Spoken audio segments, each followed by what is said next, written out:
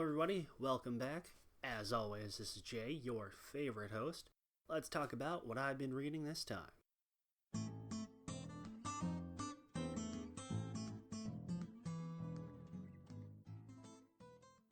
So, first off, I want to say that I appreciate the reception the previous episode got.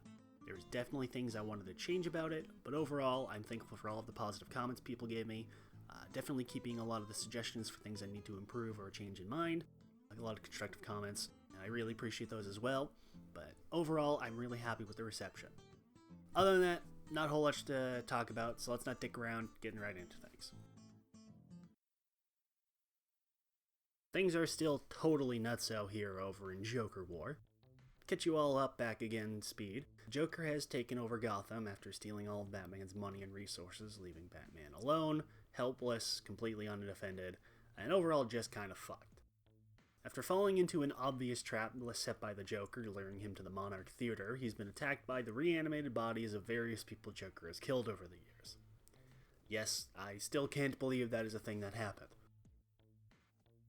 So issue 97 starts with a brief interlude where we have Punchline and her goons gathering a shit ton of chemicals for some new big batch of Joker venom they're planning to make, before we find out that Clown Hunter's been on a massive one-man war since the last time we saw him.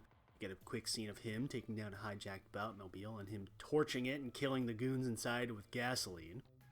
We then pick up where we last left off, Batman still high off his ass fighting zombies, while the Joker rants up on the big screen. So during the fight, Joker lays out his big grand scheme, which involves luring in people to the theater by bribing them, setting up a special cut of the Zorro movie, during which he'll both, 1, reveal Batman's identity, and 2, gas everybody in the theater, killing thousands. Okay, sure, fine, whatever. Batman's ultimately able to take out all the zombies, but before he can escape, he collapses outside the theater, where he's thankfully saved by Harley, who takes him to some secret garden Poison Ivy had made hidden somewhere in the city to help Batman detox, giving him some special medicine, causing him to go even fucking nuttier, before the issue ends with him hallucinating Alfred, who tells him that they need to have a conversation. I like this issue more than the previous one. I like that we got a much more involved sequence with Clown Hunter. Again, I wish it was a little bit longer. It's only about 2 pages this time rather than 1.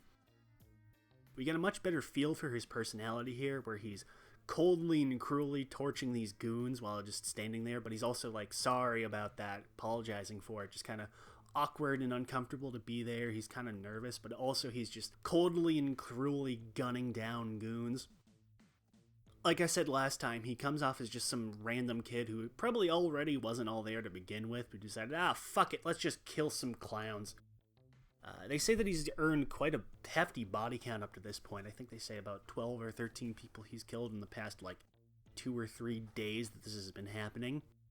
It's a shame that his screen time has been so limited, because I want to see more of the crazy things that he's been up to, and I do wish we got a little bit more of a clue to exactly who he is and what his whole deal is, other than just fuck clowns, am I right? I'm not expecting him to be anybody specific. I've seen a lot of people assuming that he's gonna be Damian for some reason, even though it really doesn't make any sense for him to be Damian at all. Granted, Tinian's also said that it's definitely not Damian. I think he's also said that it's not somebody we've seen before and he's a totally new character, but you never know with these kinds of things. But that's just the nature of a mystery where you have a character whose identity isn't known. Is you're always going to have somebody assuming that it's somebody we know, and they're going to use whatever excuse they can to bullshit a reason. And it's a shame, too, because there's this nice part where Punchline tells Joker about him, and Joker is super ecstatic because him killing his goons mercilessly means that his terror has inspired somebody who's opposed to Batman and his methods and is just as crazy as him and blah blah blah, the usual Joker shit. Granted, he then says that he wants him crucified and hung up for display, so, whatever. The primary fight of the issue with Batman against the zombies is pretty dull, though. There's a couple of fun bits where Batman starts going even crazier and he starts seeing the zombies as just an army of Jokers, which causes him to blindfold himself, so he's fighting blind for a good majority of the fight until he ends up setting off a bomb that blows up all the zombies. Other than that, those are fun bits, but the fight itself is dull. It's just, here's a horde of goons and Batman's punching them. That's pretty much it. Overall, my statements about the prior issue still stand. I think the art overall is pretty good. A lot of the environment design is good. Costume design's kind of mixed. Jimenez has a problem with faces, like I mentioned. And then Tinian's writing. Tinian has a lot of fun ideas. I like a lot of his line-to-line dialogue, but his execution is not particularly great. I don't really know the right way to put it, but his execution is a little flawed in my opinion. Here it's a little better, but overall I'm not super impressed. Now the next issue, issue 98, is far simpler as we deal with Batman going through his detox and having a conversation with his subconscious that's taken the form of Alfred, while Harley has a battle with Punchline, who's found the secret garden and is trying to kill them. Now this one was a fun one. Honestly, I enjoyed every page of it. The scenes with Batman and Mind Alfred were really enjoyable, really emotional. We get some nice introspection on both Joker and Batman as characters overall. Mind Alfred really hammers down hard on Bruce, telling him that he needs to stop being such an angsty fuck and accept that the real Alfred died and it wasn't his fault, none of his allies' fault, as well as telling him that he needs to let the fact that he can't always control everything perfectly go.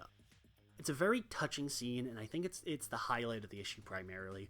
It goes well with the big reason why I'm not a big fan of Batman, specifically more modern era Batman stuff. It's kind of like a self-criticism, honestly, about how Batman is always way too brooding and angsty too often nowadays. As well, it's this really emotional moment where right at the end, Mind Alfred tells Batman that he needs to ultimately just let him go. Bruce isn't really willing to, and he's saying that he can't do it without Alfred. Mind Alfred rebuttals and says that really this whole situation has been him doing it without him. It's this touching farewell, honestly, and it finally gives some nice closure to Alfred's death, which, from what I've seen and what I've seen a lot of people telling me, is that it's largely been ignored up until this point. Can't wait until they bring him back and invalidate the entire thing, huh?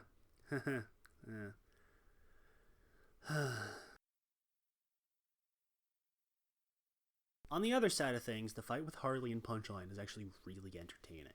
There's a lot of really dynamic angles with the fight. There's a lot of fun choreography here as opposed to the previous one, which was just kind of a big dog pile on Batman, and there's not a whole lot of interesting things going on. Harley and Punchline are constantly changing weapons and tactics. It's just like this one big fight where they're just trying to constantly one-up each other. As well, there's some real fun back and forth between the two, where on one hand we have Punchline talking shit at Harley, making fun of her whole backstory, her ridiculous face turn. On the other hand, you have Harley making fun of Punchline, calling her completely deluded idiot, mocking her entire, everything. I love this bit because on one hand, I really agree. I think Harley's whole attempted redemption has been really just unneeded and just poorly handled. I've never liked the idea of them trying to make Harley a hero. She's not really like a hero anyways, but them trying to make her not evil but not good. They're trying to have her be everything and it just doesn't work. And I mean, I'm fine with them trying to make her good, but I would have just preferred her to stay evil, honestly. Overall, I think it's been done pretty poorly. But at the same time, fuck Punchline. I've hated the character and they've done absolutely nothing interesting with her. So, good seeing her get shit on. The ending is really fun too. Batman finally snaps out of his dream there and takes down Punchline with one kick. Pulls out a spare battery for his communicator, which he torched in the last issue. Finally decides, hey, maybe I should get some backup here. This is a fun bit too because he pulls out the battery and he refers to it as a, quote, bat-tery, which not even fucking Harley believes. Overall, it's a really fun ending. Alright, and then there's some subplot about Catwoman getting Penguin and the Riddler to help her with some heist or something or other. I don't know. There's 2 pages for it. It's completely irrelevant. So I just kind of forgot to bring it up. So overall, I'm impressed. Things have been really gearing up. Things have been really getting better overall with the story arc. I think there's still problems with it personally, but overall, it's been much better. There's still a lot of really dumb moments, but it's starting to show more of the elements that I like from Batman 2, where it's kind of campy and silly, but it's, still self-aware.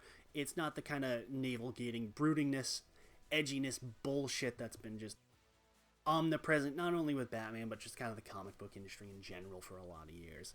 That's the part I really like, is that we're starting to get a little bit of the fun goofiness back as well. 98 as well is the one I prefer, is where the arc was really, really great. It was absolutely gorgeous. The environment design was great.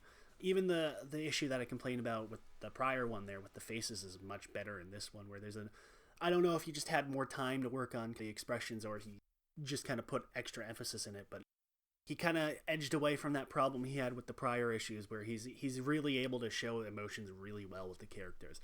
I really, really enjoyed it. So the next time we're going to be talking about the final 2 issues of the storyline. I'm looking forward to see how this ends as well. Hopefully the finale is good. I mean, maybe if it shows promise, I'll keep reading his run. Probably not, though. Moving on. So speaking of gearing up, things got a bit crazy last time with the Flash there. So we had Zoom hijacking Barry's body as a grand scheme to do something. Zoom attempted to find Iris for reasons, only to have his cover completely blown by the untimely arrivals of both Jim Pulse and Jay Garrett. Meanwhile, we have Barry still trapped in the Speed Force with Max Mercury and Jesse Quick, stuck having to watch Zoom use his body to do things as he tries to find a way out. So we pick up during the fight with Jay and Zoom and Barry, and things aren't looking too hot for Jay, honestly, as Zoom quickly overpowers him, but he ultimately starts losing control of Barry's body again and runs off quickly. The issue from there has Zoom's villain team gathering the non-specific MacGuffins he asked for last issue to bring them to the grave of Barry's mother, who Zoom wants them to dig up because... Meanwhile, Barry once again tries to escape the Speed Force, only to be attacked by, of all fucking characters, Inertia. Ultimately, the Flash family catches up to Zoom and co. as they fight. Barry deals with Inertia and is ultimately able to escape the Speed Force, bringing Max and Jesse with him. Fortunately, Zoom planned for this as well somehow and brings in more reinforcements as the issue ends. Once again, it's a really, really solid issue, although it's kinda devoid of content. I'm still not entirely clear what the hell Zoom's plan even was. We don't even see what it was the Rogue stole, or why Zoom needed them, or why he needed Nora Allen's body. He says it's because of something temporal energy, which would keep him in Barry's body.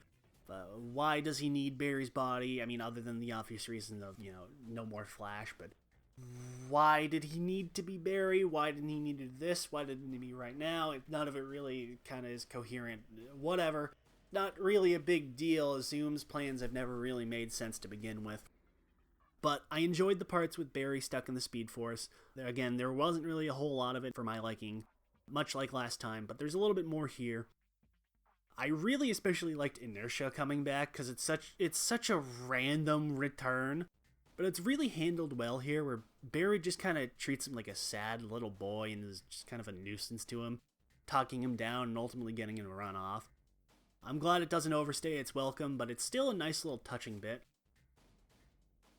The actual bulk of the issue itself is fine. Jay and Zoom's fight is short but sweet. There's this nice moment where Impulse fights with the Tornado Twins and has this nice parent-son talk with them, which ultimately gets them to calm down and return to the future, give up on being evil. Otherwise, not a whole lot happens outside of the Speed Force segments. As I predicted, Trickster sold out Zoom by tipping the Flashes off on where they'd be, and I liked the payoff there. Zoom just outright sending Trickster back in time with zero consideration to it was a nice touch. Williamson again really shines here, and I really loved all the interactions with the returning characters. Wallace and Avery being totally clueless to who people are never got old, honestly. The art, though, is really awful. The backgrounds are lifeless and uninteresting. Everybody looks like they're coated in like a layer of wax all the time. It made the issue pretty hard to read, all things together. Again, parts in the Speed Force were really good. I really enjoyed those. Again, I kind of wish those were just the main art entirely. Again, the next issue, much like with Batman, is far more simplistic, as it's largely the Flash family battling the Legion of Zoom. Williamson continues the surprise returns coming with the entirely unexpected return of John Fox. For those of you not aware, so basically everybody, he was the Flash from the 853rd century, who has pretty much been forgotten about other than a couple of cameos from the other characters from that era. He mostly just serves as a framing device, appearing in the first 2 and 2 last pages, setting up the events of this issue and the next issue.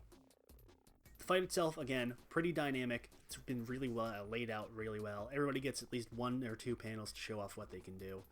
The fight doesn't drag on too long, though, because the Flashes quickly get overwhelmed. Although Max uses the Speed Force to summon a whole big bunch more speedsters. And boy, oh boy, speaking of surprise returns, we get a... Good God, do we get them here. We get Dark Flash, we get Kingdom Flash, we get Tangent Flash, we get XS. It's an absolute cavalcade of returns that people just don't even... Half of these characters I'm pretty sure most people don't even remember. But front and center, and most surprising of all, we have Jai and Irie, Wally's kids. And it's really nice not just to see them both back in general, but I'm really glad that they got brought along for this. Interesting thing to note, though, is not only does Jai have his powers back, but he's shown with the full kind of suite of speedster powers that he originally didn't have access to. I'm not sure if this was an intentional upgrade to him or just kind of an oversight. Considering Williamson's dedication to continuity, I'm going to lean more towards the former, but it's still weird that it's not really acknowledged. Overall, I mean, it's not like a bad thing. I think it's fun. I appreciate it. It's a nice upgrade, but ultimately it's weird that it's not acknowledged as a thing. Anyways, the reinforcements help turn the tide of the fight and quickly overwhelm the Legion, with Zoom and Flash going off solo. And then, we get the zaniest shit this side of the Silver Age as Zoom reveals that he is behind everything. Everything. Williamson did it.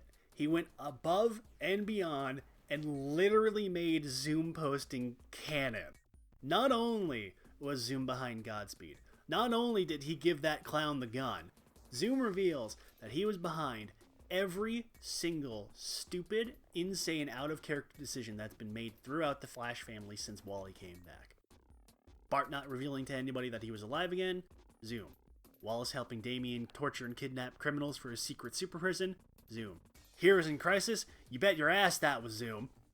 Speaking of Wally, as the Flash family ultimately succeeds in stopping the villains and sending them back to where they came from, Wally suddenly appears calling for help from Barry, which scares off Zoom, and Barry and Zoom go off into another race, as the issue ends with John Fox promising that this would be, quote, the last time they ever raced. Until the next time, at least. Another really, really excellent issue. The art this time was done by Howard Porter, and I think his art is really, really great, really dynamic, really expressive. He does a really good job at packing a lot of detail into the panels. As well, I love seeing all these old speedster heroes coming back. The fight is really, really fun. Everybody gets a nice moment to shine. There's a lot of fun little bits here and there. There's a lot of good background details too. Overall, a really, really solid issue. That being said, the retcon of Zoom having been behind everything via speed hypnosis is absolutely ridiculous.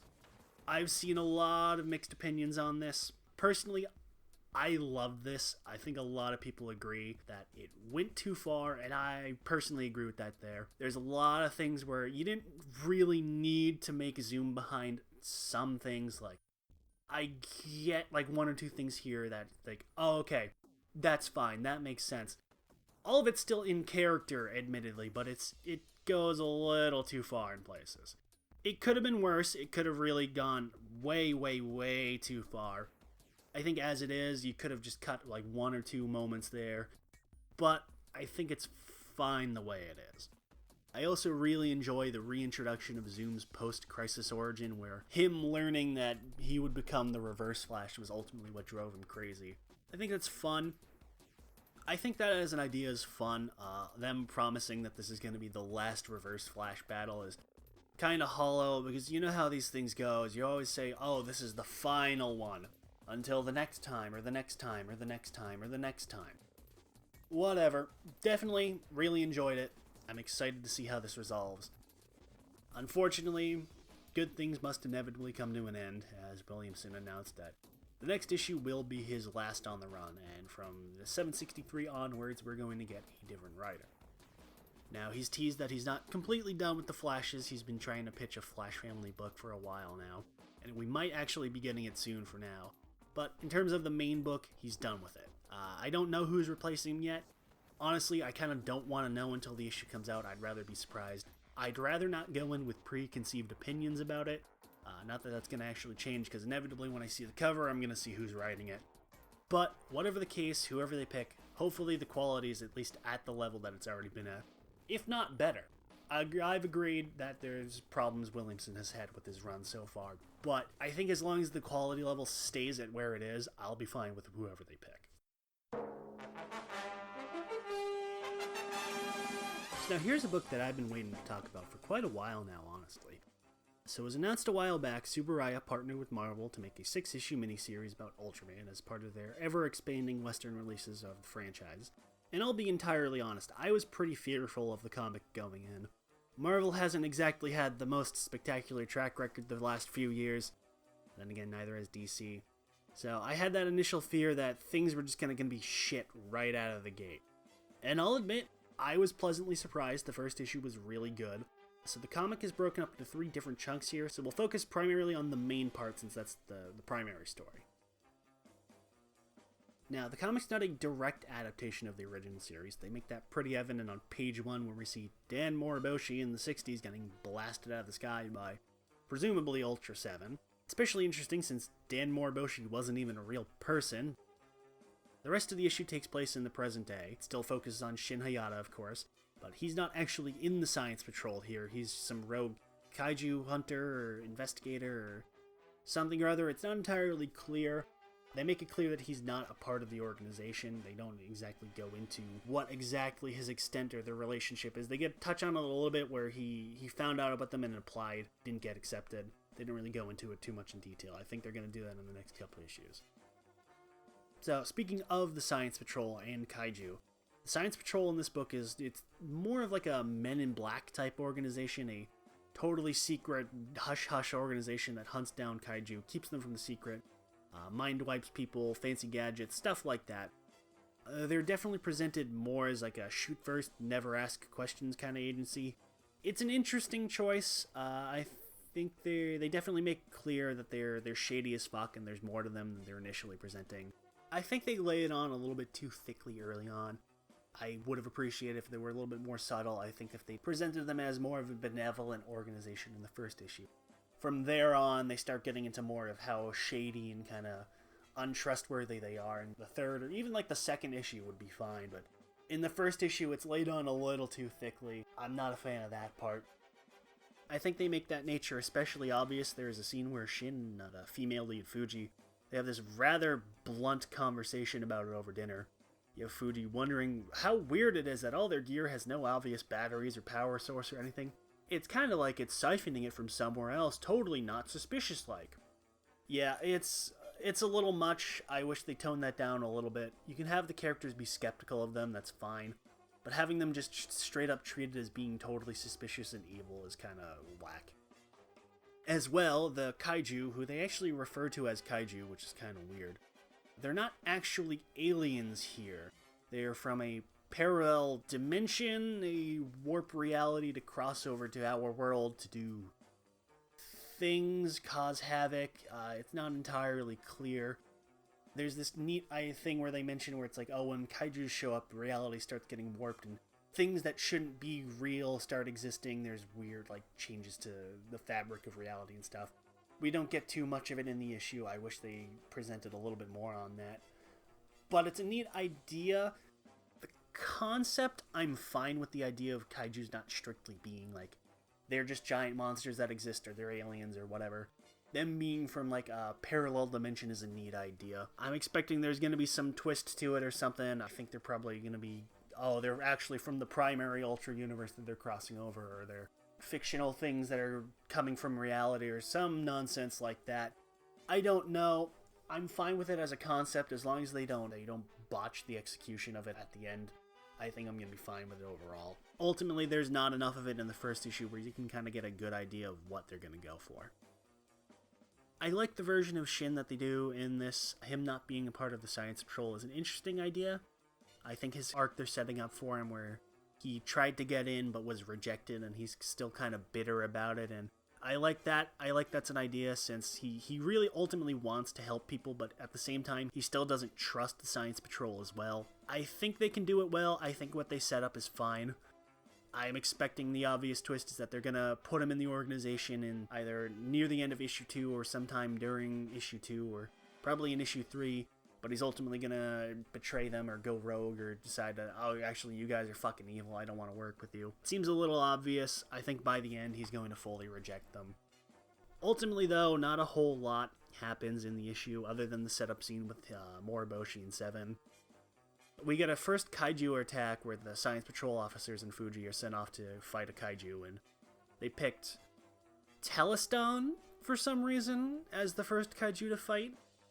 I mean, it's not who I would have gone with. It's a strange decision. It's not a bad decision. There are certainly worse kaiju you could have gone with. But as a first monster choice, it's a little weird. I appreciate they didn't go for like an obvious choice like Bemular or a Bolton or a Dada or something like that. But Teleston is just kind of an oddball choice for me. I think I would have picked one that's a little bit more recognizable, but not one of like the obvious choices like I named. Shin shows up and helps them beat Teleston, and then after getting bitched at by these Science Patrol guys, Fuji drags him off to dinner where they complain about how obviously evil the Science Patrol is. Shin complains that he didn't get rejected, stuff like that. And then the Science Patrol shoots Ultraman out of the sky for some reason. Shin and Fuji go to investigate, where Shin ends up merging with Ultraman as the issue ends. Overall, it's a solid first issue. Content-wise, like I said, it was rather sparse, but it did a good job at establishing itself. Like I said, I think the overall shadiness of the Science Patrol is laid on way too much, way too fast. I can see the obvious twist that, their power source for the batteries, like I was mentioning. It's going to be Ultra 7. They have 7 in captivity. The preview for the next issue already spoiled that 7's going to show up anyways, so it's really not too big of a surprise. Even if they didn't show 7, the fact that they had Dan Moriboshi in it was going to make his appearance way too obvious. Either way, the fact that their power source was going to be some kind of captive Ultra was, you could see it coming from a mile away. Even if it wasn't 7, it probably would have been Zafi or some other Ultra or an original one or whatever. I liked the characters they set up. Fuji doesn't really get a whole lot to do. Shin, I like Shin. He's a nice character. The primary Science Patrol guy, whose name I forgot to write down, he's fine. He's just kind of a dick. He doesn't really do a whole lot. Writing overall was pretty solid. I liked the art a lot. One thing that they do, and that annoyed the hell out of me, is that they have these like info boxes show up where they explain what the gear, how the gear works, or how the weapons work and stuff like that. And they've got like censored marks over it where you can't read half of it. And I get it, it's like it's classified information type thing. It's like a redaction. But it gets a little annoying, especially near the end of the issue, where the info boxes are basically just censored text. But the art is really great. It's really expressive. It's got, I don't know what the right way to put it. It's not like anime-esque, but it's not like a traditional Western comic book style to it, I guess is the best way to put it. It's like a blend of manga-esque elements and Western elements, and it really works. I like the environment design again. I really like the characters. The kaiju, and Ultraman specifically, are absolutely authentic. They are absolutely spot on. They are as close to the suit designs as they possibly could have gone it without adding like fucking zippers or the eye holes or stuff like that. I really, really liked that part especially. You always see that in these kinds of adaptations where they bring in the Power Rangers comics or even like the old adaptation comics of stuff like that. They would just half-ass the monster designs. They would look absolutely nothing like they would on the show. Even like the main monsters, when you had like the villains show up, they would always look terrible. They wouldn't even look anything like they do at all. So I'm really glad that they put a lot of detail into the designs, and they are as authentic as possible to the show. So the first issue has 2 other backstories. There's a Ultra Q story, which features Bemular, which again is a weird choice for an Ultra Q story. Honestly, I have the feeling that they might have had the monsters swapped around, but then they decided to have Teleston as the main monster and put Bemular here. Again, having Bemular being the main monster in the first issue makes sense, but here in an Ultra Q story, it's a little weird. The Ultra Q story is backstory setting up how the Science Patrol is formed, where we have a character who was mentioned in the main story show up as he's like a rookie in these like younger days. It's fun. It's a little too actiony to be an Ultra Q story where you have dudes with laser swords and guns and explosions and stuff, and it's a little much. Honestly, it would have been fine as a backup story where it has no connection to the main issue. It's just, oh, here's a monster and it's doing some things, and here's a human there. I would have preferred it like that. It's fine as it is. They don't really go into too much what they're trying to set up here, but I think it works. I would have preferred it if it was just like a standalone thing, but as is, it's not like offensively bad. One thing I like though is that the art is done in deliberate monochrome to match the original show. which is nice. I like that touch to it. I'm glad they did that. The art overall, it's not the same artist as the primary issue, but it's close enough where it's basically everything I said about that applies. As well, there's these little mini one-page comics that they call Kaiju Steps, which are like a pseudo in-universe training guide for Science Patrol members that it presents. We have a Pigmon showing a cadet what to do and what not to do while on a mission. They're cute. It's got a really more of a cartoony art style to it. It works. They're nice little bonus gags. I think they do their job well. They're fine as like a bonus thing. I'm glad they don't try to do anything too wacky with them, though. Overall, it was a very solid first issue. I'm definitely excited to see what comes next. Hopefully, we keep a pretty solid quality level. Hopefully, they have a little bit more happen in the stories with such a limited issue count. I have a feeling that there's going to be that usual issue where they save all the best stuff for the last issue and they run out of time to do anything interesting. But as it is, it's really good and I really appreciated it. And now, the main event. So, I'm as surprised as you all to be talking about the rest of this series, let me tell you. First off, I believe that I said that if I happened to find a copy of the first issue, I'd buy it for novelty's sake. Well, I went one step beyond. I bought the whole goddamn series. And now you're probably asking yourself, Jay, why would you do this? Are you an insane person? And the answer is yes, but that's not why I bought it. And the reason for that is that I actually ended up really, really liking the series after the first issue. So, let's pick up back where we are. We start with this woman, Taryn St. Jude, who was hired by this guy, Colonel Blicero, doesn't matter, who's working for this lady, who's hired her to find this guy, Brian Burke, who wants to find and eliminate him because he's what they call a Psychoblast. Now, once again, now that I've actually read the entire series, you may ask, what the hell is a Psychoblast? Good question. I still don't know. We get a definition of it later on as, and I quote, the germ from which the psychic organism is developed, whatever the hell that's supposed to mean. Again, I guess it's just somebody who's psychic.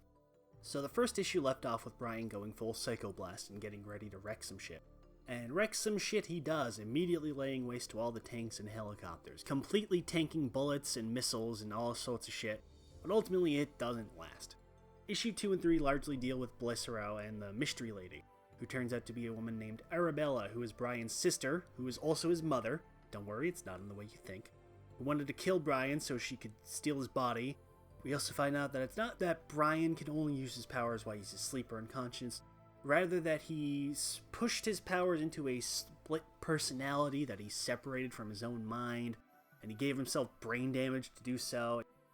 So technically he can use the powers anytime he wants, but he can really only use the full powers when he's asleep and the other personality takes control. I'll admit I'm a bit disappointed at the reveal. It makes the nature of his powers less unique. It's not a total deal maker. It's understandable. Otherwise, you would need to come up with a new excuse every single issue to get him to be asleep or knocked out or whatever so he can have a fight. At the very least, he's not wholly aware of the powers. It takes him a couple of issues to actually become consciously aware of the fact that he has any powers. And even then, he's still kind of able to use them, but he can't really actively use them until the last few issues. And even then, the full extent of his power isn't available to him. So that's fine.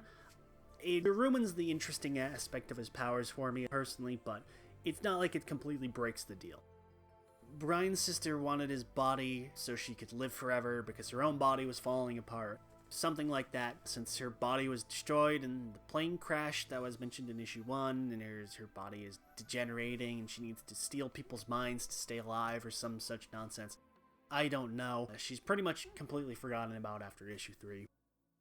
Blicero ends up getting Brian to help him kill Arabella, which after about an issue and a half worth of fighting ends up succeeding by sealing her mind into his subconscious with his full extent of his power, which merges all together and basically kills her. The fight itself is fine. There's a lot of fun uses of the psychic abilities of the two.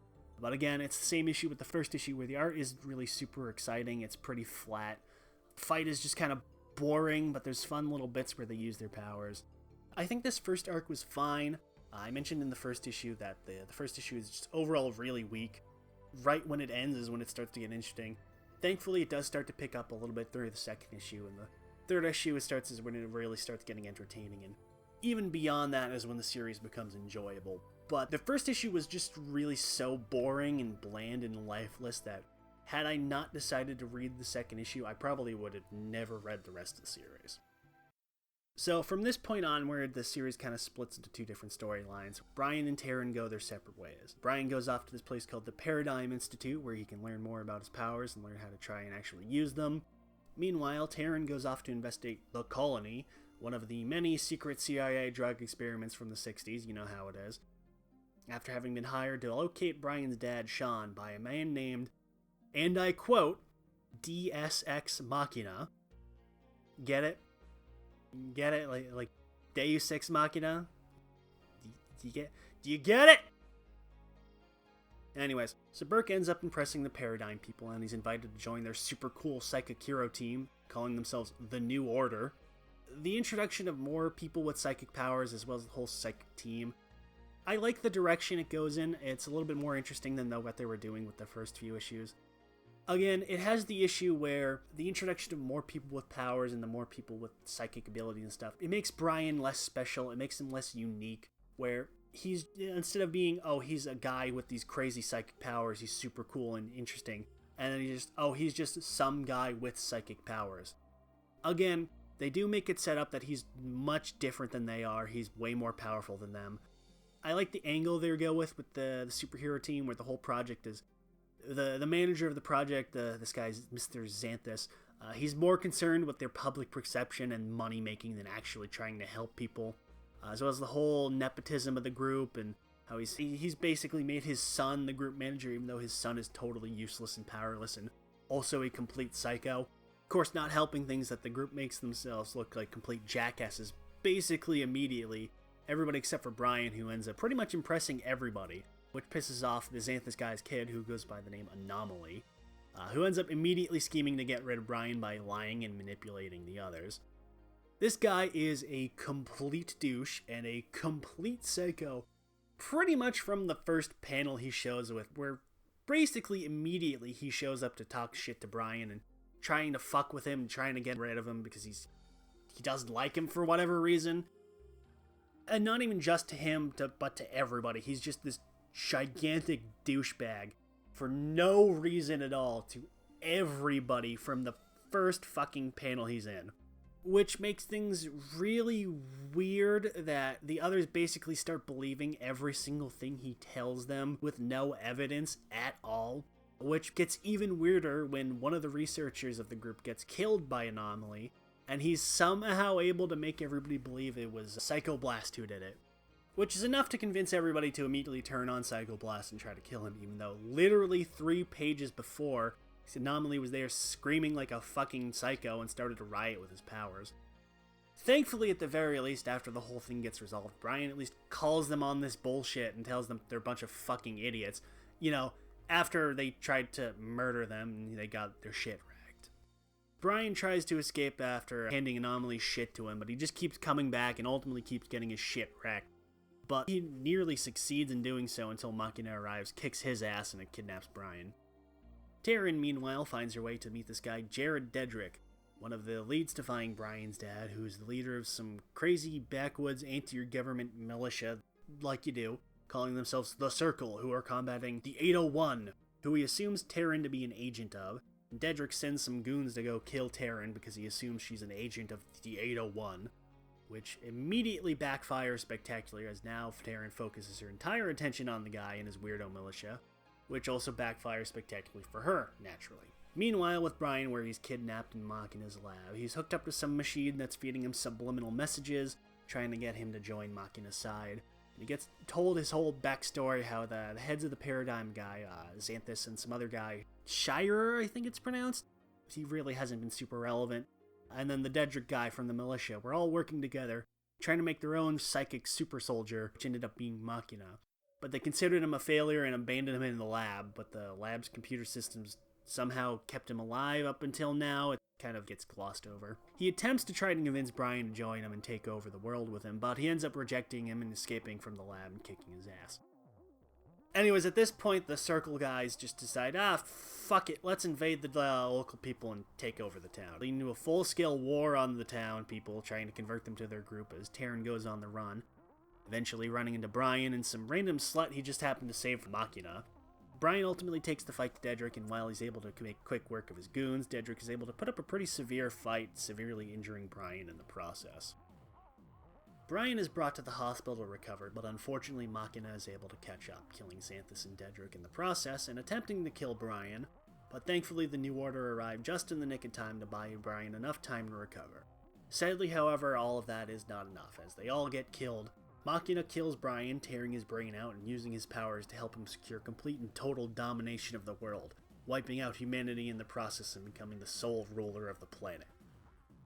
At least until the last 2 pages, where it turns out to be of a complete fake out as he got trapped into a weird illusion in his mind, and they drag him off and throw him to be locked up. Gotta say, I saw the fake out coming a mile away. I've read and watched way too many things to know one coming. But I won't lie that there really was, for a hot minute, there was a moment as the book inched closer and closer to the final page. I genuinely did think they actually were going to end it this way, where there was just going to be this full kill-em-all ending where everybody loses, everybody dies, and everybody fails, and it's just miserable and awful. Anyways, Machina is defeated, the New Order is basically destroyed, but Shirer, who survived and somehow got possessed by Anomaly at some point, I guess, I don't know. They promised to rebuild the new team. Taryn, Brian, and the new Side-Ho plan to go off on a journey to find Brian's dad as the series comes to a close.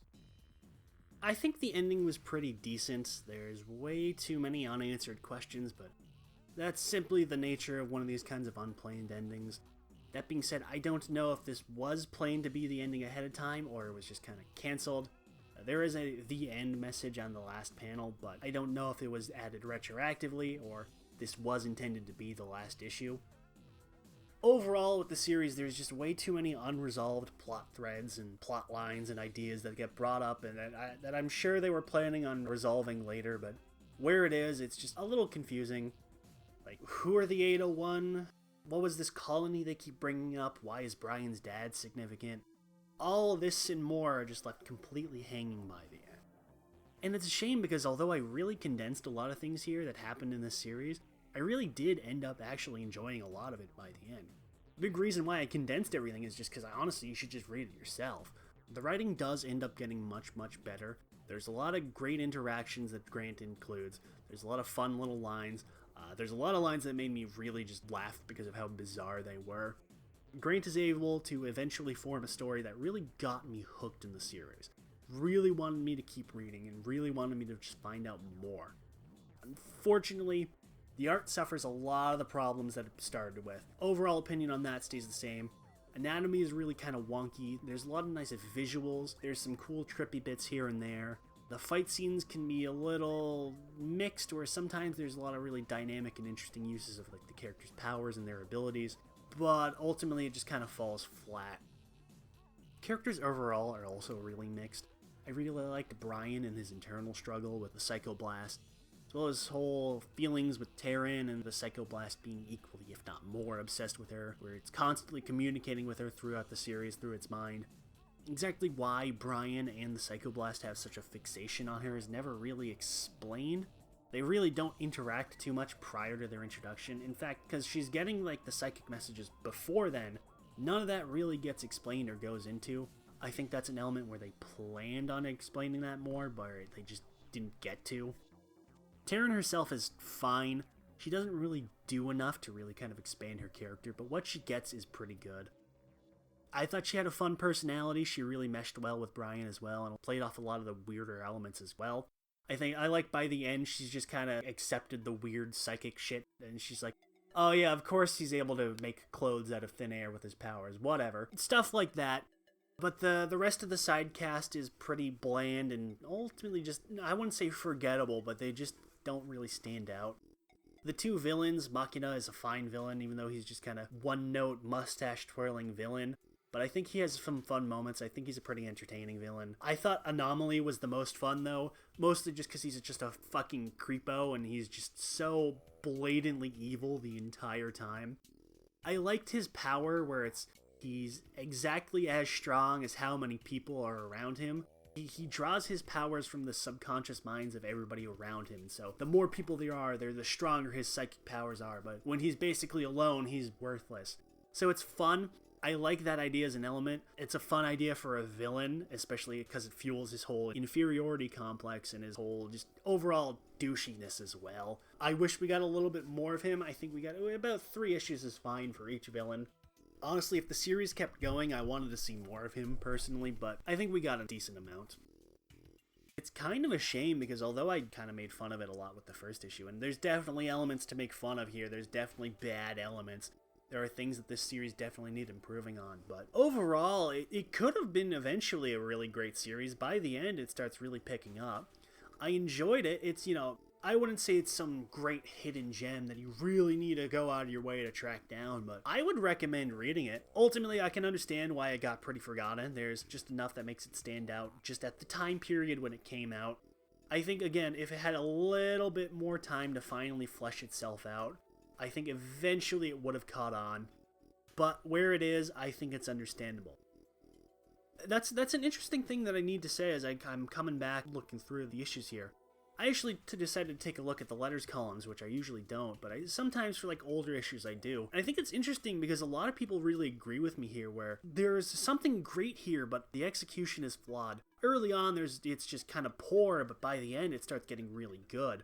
I think that's an interesting element where like a lot of people really agreed with me, and it's kind of understandable where they start finally improving on it by the end, but ultimately for whatever reason the book got canned, or I don't know if it was planned to only be so long or what. Again, the final issue doesn't advertise itself as being the final issue up until the last panel where it says the end and that's it. I don't know if that was planned by Grant or that was just the book didn't sell well enough. Like I said, there's basically no information I can find about this book other than it exists. I've tried to find sales figures. I've tried to find, not necessarily reviews at the time, but I mean, because this was the late 80s, you didn't really get reviews of stuff like that other than like comic book magazines and stuff, but you didn't really get anything like that. I tried to find information like that, but it's just, there isn't any. And it's a shame because, like I keep saying, this could have been something really good. There's something really special with a little bit more effort, a little bit more time to finally give it space to grow. And I'm honestly a little disappointed because I really did enjoy the rest of the series as much as I did. Honestly, I think it would be interesting to see this come back in some way, try it again. Not necessarily like a full reboot or even a continuation. Maybe like reuse the premise for something similar. It doesn't necessarily have to be the story of Brian Burke, the Psychoblast, but you can use elements of it, do a new series. Maybe a reboot would be fine, a continuation would be ridiculous, but I'd be fine with that as well. But I mean, weirder, more obscure shit has gotten revivals, so it wouldn't be out of the ordinary. Honestly, I'm curious to see if Stephen Grant even remembers this book, all things considered. It'd be interesting to get some behind-the-scenes questions about it, ask him if I ever got the chance to. I'd be interested to see if he ever wanted to attempt to do it again, because, again, like I'm saying, there are things here that could work, that could be done well with some more time or some more effort, or just even like a second draft on some of these ideas. Overall, I can see why it hasn't been done yet. Granted, you'd need to replace the artist, and that's not even me trying to disparage the artist here, as I found out after the first episode. Sadly, he passed away several years ago now. Overall, I was pleasantly surprised at how this ended up. I really loved it by the end. I think there's a lot of issues that keeps this from being really, really great. I would recommend reading it, but it's not something where I'm like, you really need to go out of your way to track this down. You really have to read it. It's one of like the overlooked hidden gems of the era. Not like that. But if you ever happen to come across it, I would say read it. Just know that the first issue isn't particularly great, and that ultimately it doesn't really go anywhere by the end because it got cut short. I would be interested to see other books with this kind of premise, other series in this style. I'm going to keep an eye out for things that are similar to this. I would love to see more of this. I can understand that it's probably never going to happen, but I was absolutely shocked at how good this series ended up being by the final issue. So that's it for this time. Thank you all very much for watching, and I'll see you next time to tell you what else I've been reading.